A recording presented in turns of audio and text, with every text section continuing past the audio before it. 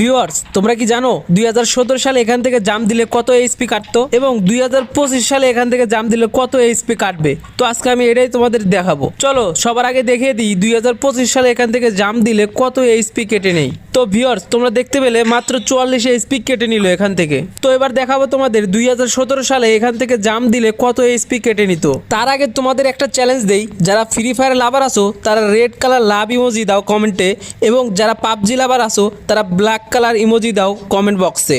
তো দেখি কাদের অডিয়েন্স বেশি, ফ্রি ফায়ার না পাবজি, কে জেতে। তো ভিউয়ার্স দেখো, তোমরা 2017 সালে এখানে জাম দেওয়ার সাথে সাথে দেখতে পাচ্ছ 100 এইচপি কেটে নিয়েছে।